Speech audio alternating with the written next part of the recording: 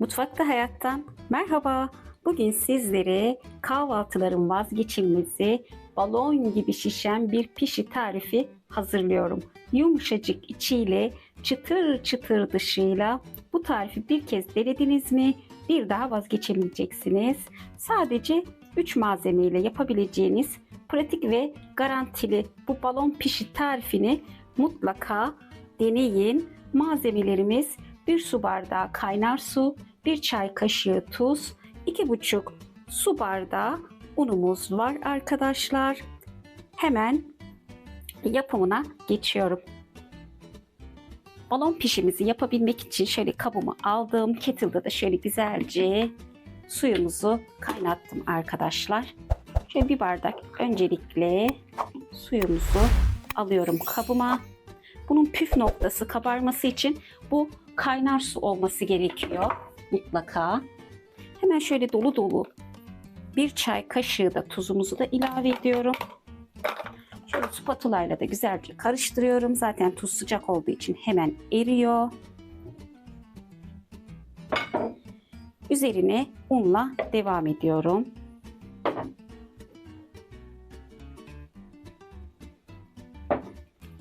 Tabii ki bu elenmiş un olacak arkadaşlar. Ben önceden unumu eledim. O yüzden elemeye gerek duymadım. Şöyle spatula ile öncelikle karıştırıyorum. Biraz da soğumasını bekleyeceğim. Ondan sonra 10 dakika hamurumuzu iyice özdeşleştirip yoğuracağım.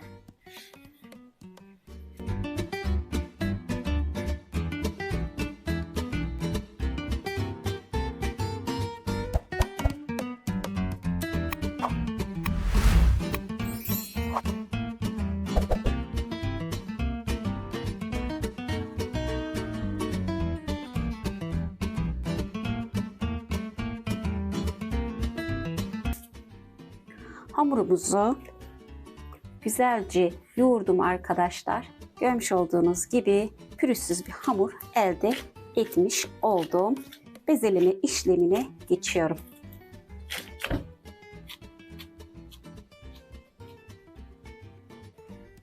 Tavama sıvı yağımı aldım. Güzelce kızdırıyorum arkadaşlar. Pişimizin daha güzel kabarması için öncelikle yağımızın kızarması gerekiyor. Isısı yüksek olacak. Şöyle 8 eşit parçaya böldüm. 57 gram geldi arkadaşlar. Hemen şöyle güzelce bezeliyorum. Çok fazla un da almayacağız bezelerimizi oluştururken.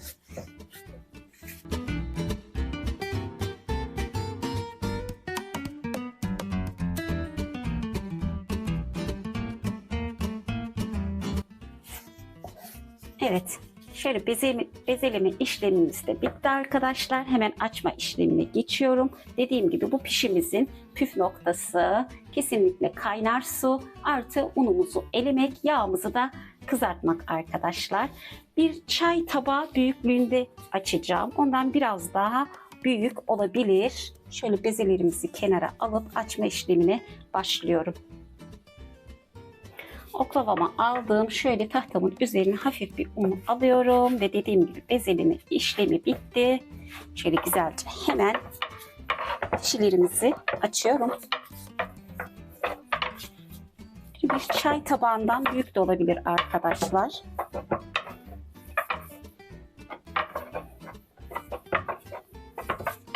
Bu kadar yeterli. Şöyle elimde göstereyim.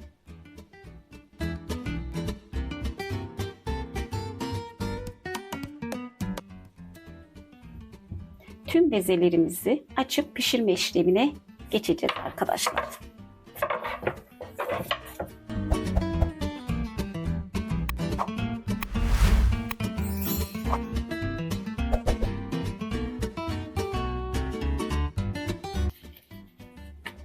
Evet, tüm bezelerimi açtım. Şöyle birbirine yapışmasın diye de ayırdım arkadaşlar. Hemen ocağın başına geçip balon pişilerimizi pişiriyorum. Yağımızın ısındığını anlayabilmek için şöyle bir parça hamur atacağım arkadaşlar. Yüzeye çıktı mı biraz daha kızması gerekiyor yağımızın. İyice kızdıracağız. Daha sonra pişilerimizi pişireceğiz. Evet, bu kadar yeterli. Hemen bir tane pişimi yağımızın içerisine atıyorum.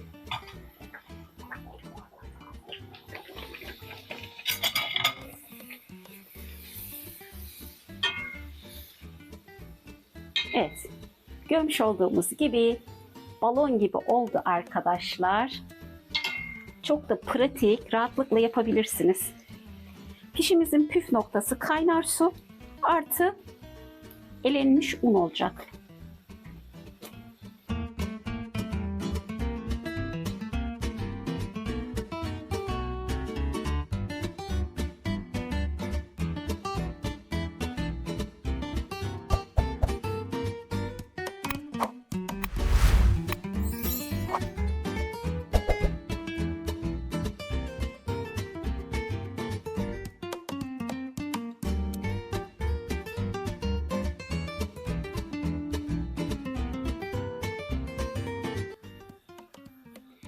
Son pişimizi de pişiriyorum. Balon pişimizi.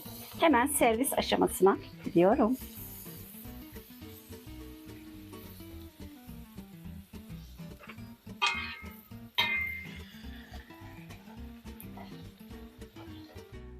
Gördüğünüz gibi balon pişilerimiz harika bir şekilde kabardı ve nefis oldu. Siz de bu tarifi denerseniz yorumlarda benimle paylaşmayı unutmayın. Videomu beğendiyseniz beğen butonuna basmayı, yeni tariflerimden haberdar olmak için kanalıma abone olmayı ve zili tıklamayı unutmayın. Bir sonraki videomuzda görüşmek üzere. Afiyet olsun.